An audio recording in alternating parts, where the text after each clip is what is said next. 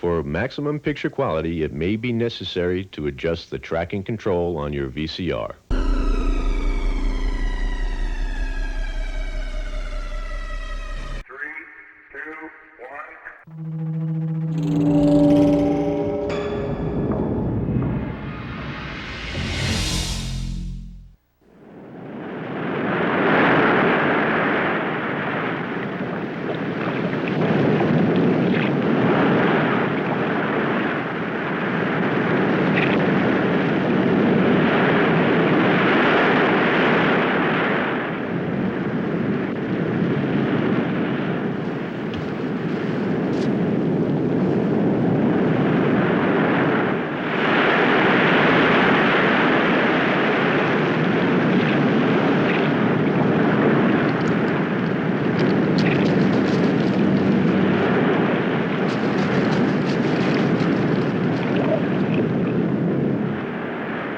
Where had he come from?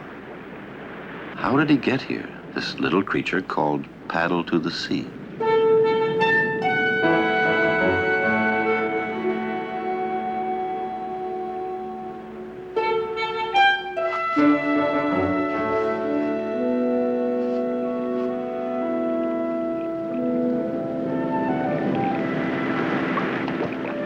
He couldn't know that Paddle had already traveled thousands of miles to reach the lighthouse on the headland by the sea.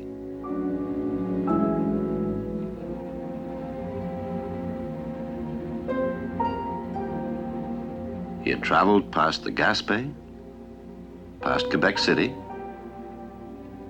further than Montreal, further than Toronto, further than Lake Huron.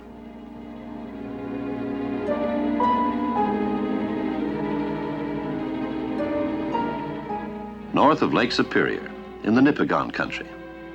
That's where Paddle was born one winter, in a little cabin deep in the woods. Now, that cabin was not only far away from the sea, it was also far above the level of the sea. And that's why the boy who lived there got a cedar log from the woods and started to carve Paddle to the Sea.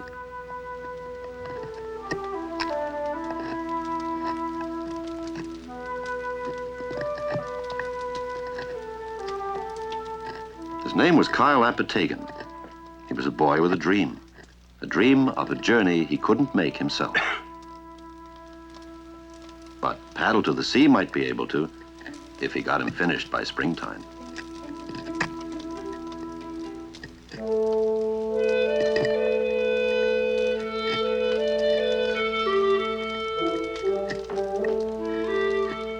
Kyle had learned in school that his home was on the height of land, and that meant from where he lived, all the streams and rivers and lakes flowed down to the sea.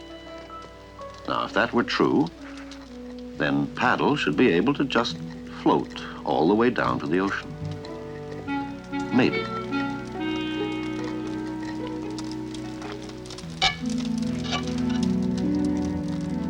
Of course, he didn't tell anybody about his dream.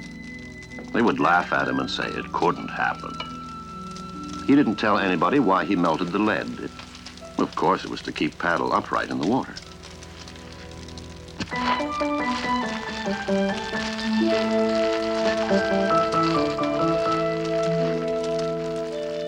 And he didn't tell anybody why he carved on the bottom, "Please put me back in the water."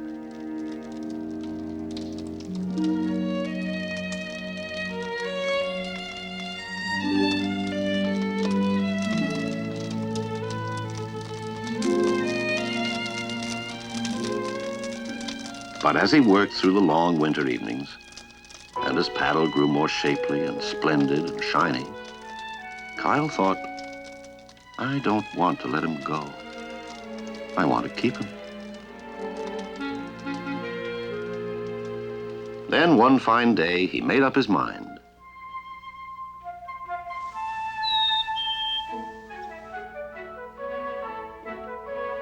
I made him to go on a journey when the ice and snow have gone from the rivers. Go he must.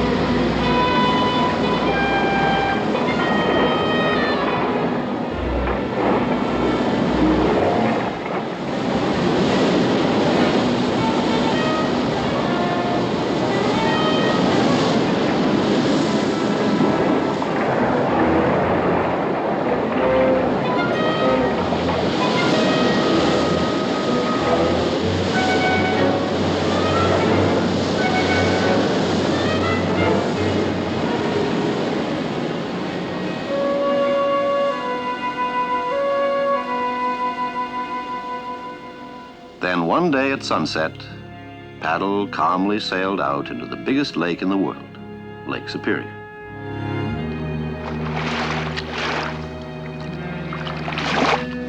But Paddle couldn't paddle, of course. He was completely at the mercy of the wind and the waves.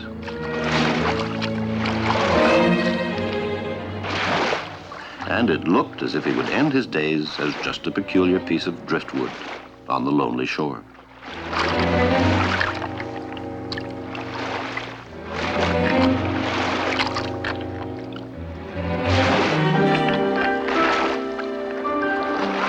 He got away, but his troubles weren't over by any means.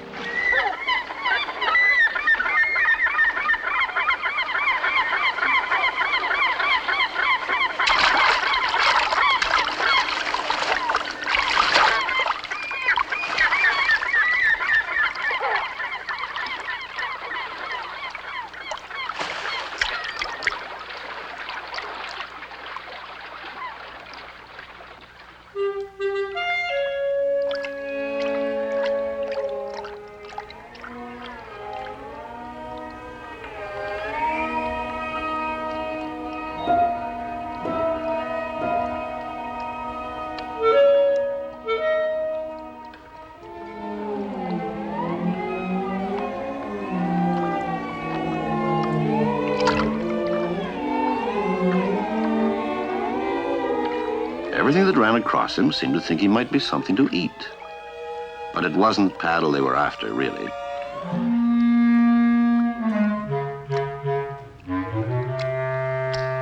The frog that jumped in with him was scared to death. For there was an enemy lurking below.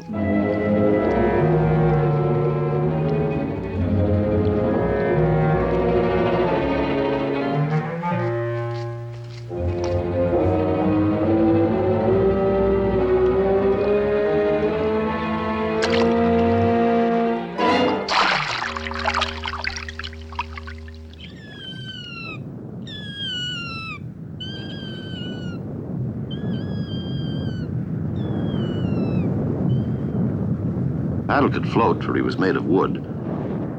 He could also burn.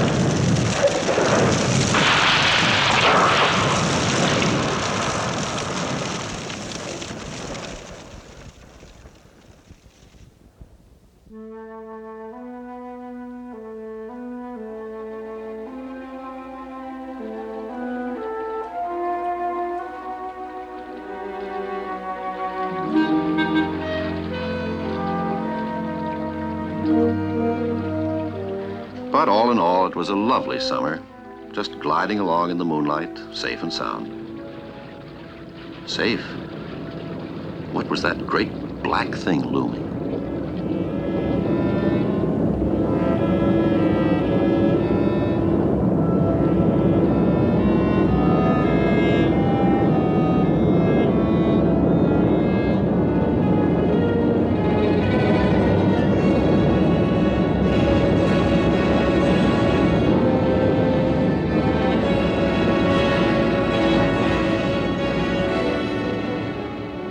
It was the first time Paddle had ever been this close to a ship.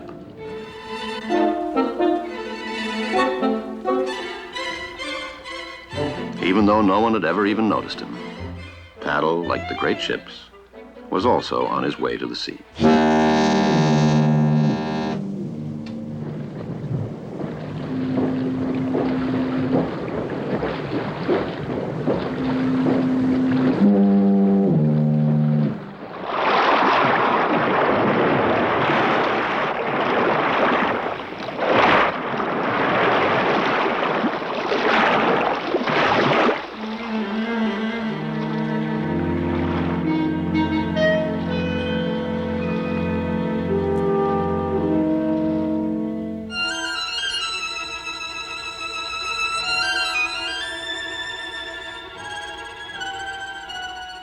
He couldn't know that as the days got shorter and colder, and the snows came to the darkening hills, that one day the water that carried him would turn into ice. And that would surely be the end of him.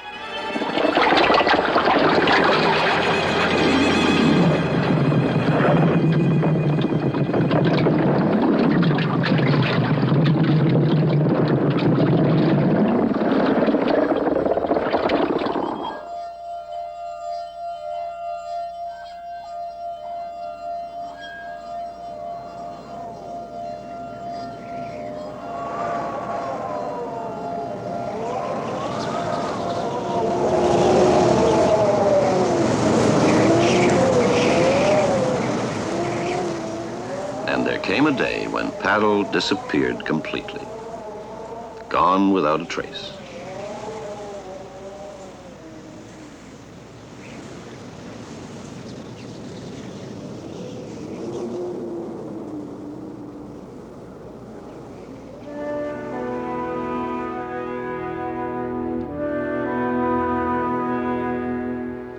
Yet all the time he was as safe as a seed under his blanket of snow, waiting for the warm wind of spring.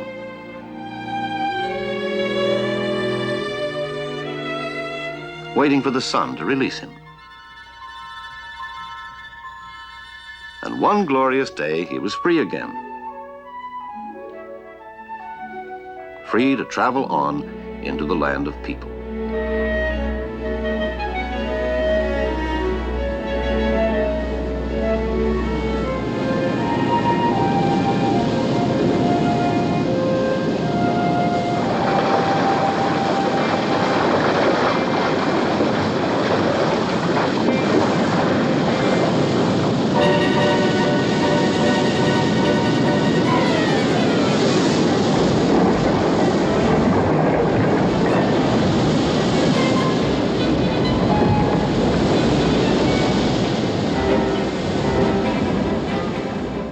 Nobody was really sure Paddle even existed, until one day.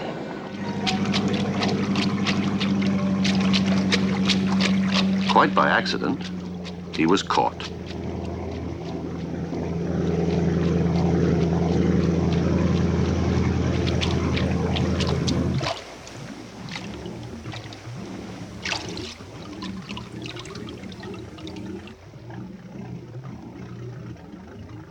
It says, "Please put me back in the water."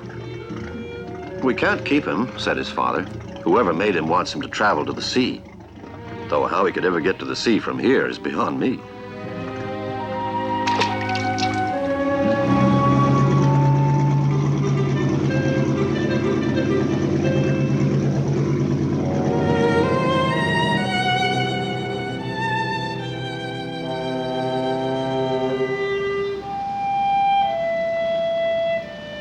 In all the time he'd been away, Paddle had only got as far as Detroit, still almost 1,500 miles from the ocean.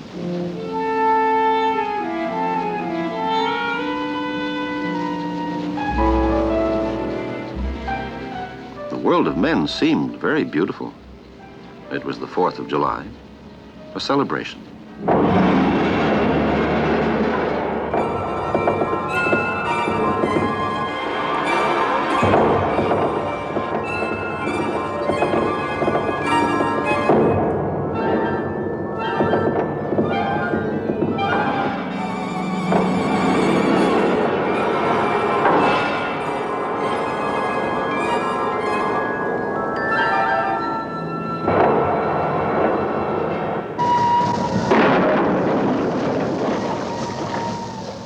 But for a little creature like Paddle, the world of men was also very dangerous. Dangerous and dirty.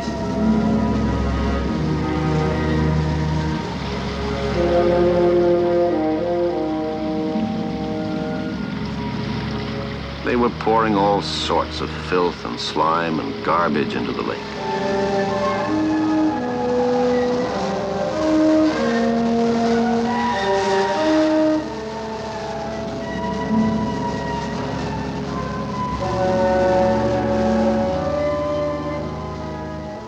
And worst of all, ahead of him lay Niagara Falls.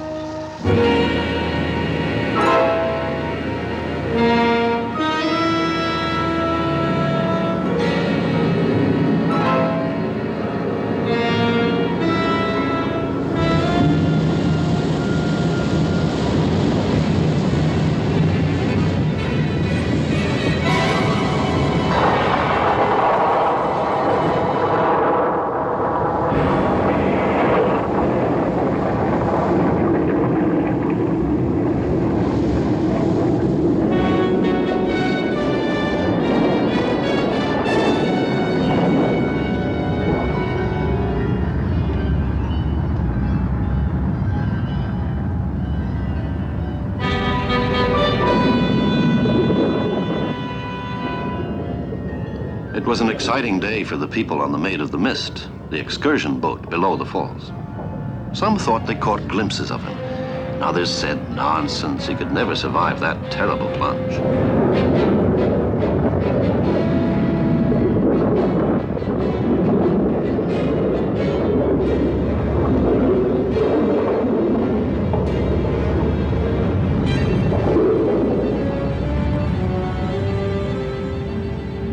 And then, just when his worst troubles seemed to be over, he disappeared.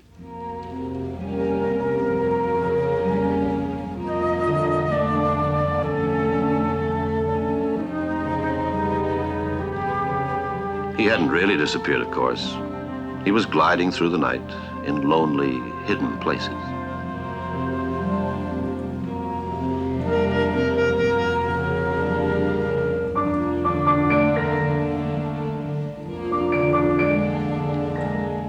Nothing to worry about. Unless that beaver decided to use him for building a dam.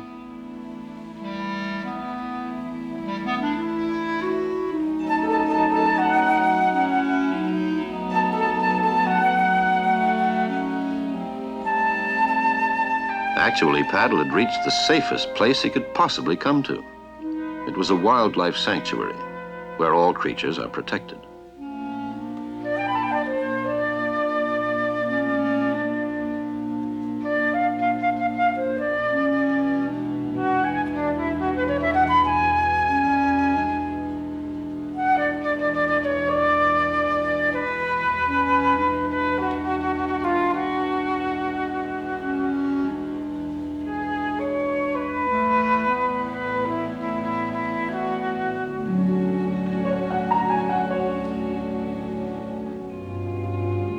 It's very odd to think that in this peaceful place, Paddle was in danger.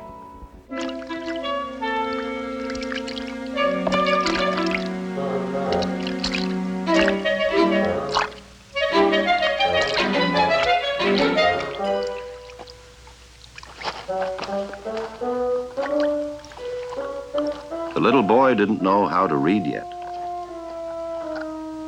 For him, paddle was just a wonderful toy he had found by chance.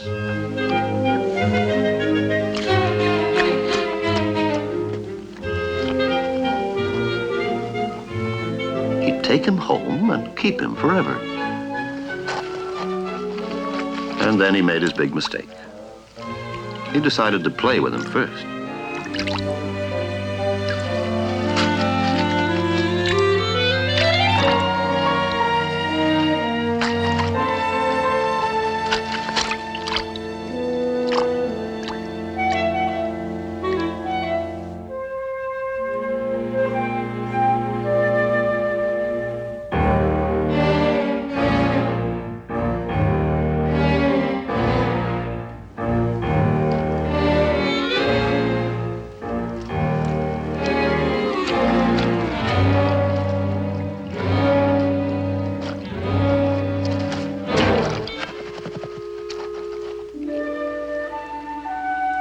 It was a good thing for Paddle that Rover just didn't feel like getting his feet wet that day.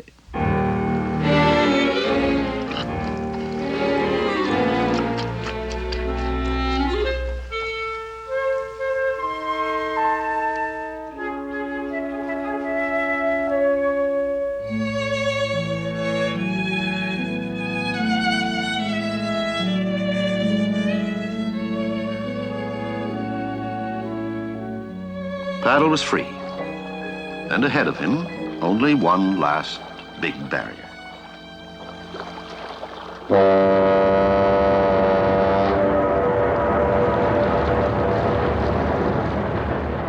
Like the big ships, Paddle too would have to make his way through the last of the great locks.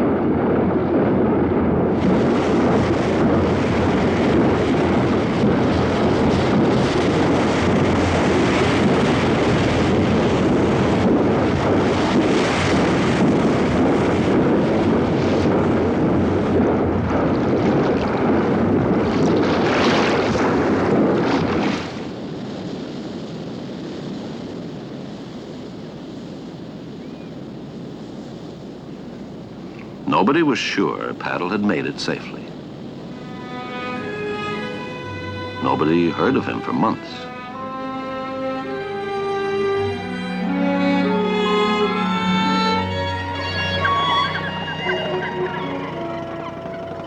Then one fine summer morning, the fishermen set out. They were after codfish, and cod flourish only in the sea.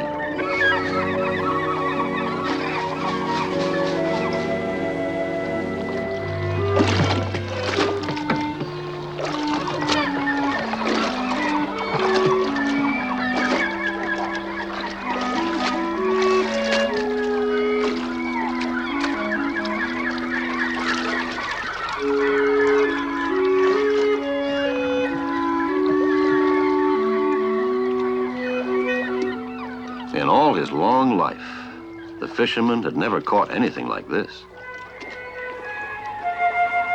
Paddle had been in the water so long, all his paint was gone. But you could still read, "Put me back in the water."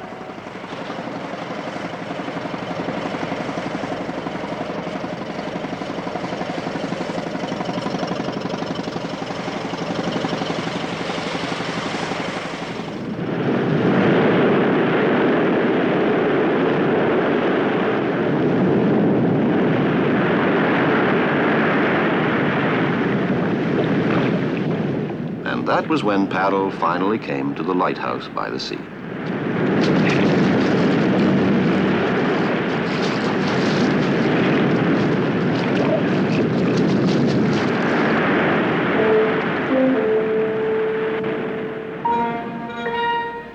The lighthouse keeper has a rather lonely life, so he was absolutely delighted to find Paddle. Paddle would make a wonderful addition to his collection of model boats.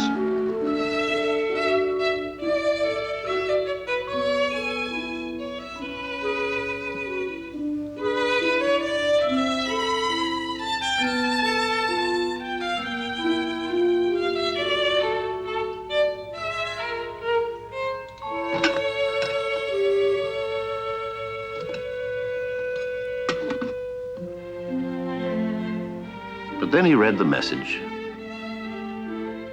and he thought, he's not really mine to keep.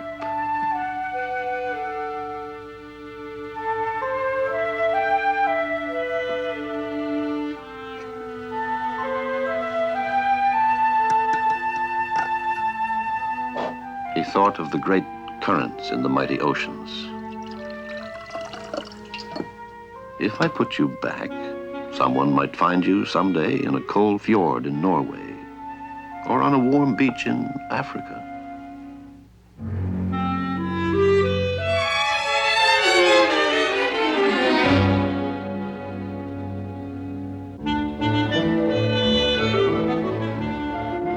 Who knows how far you may go? Who knows how far you've come?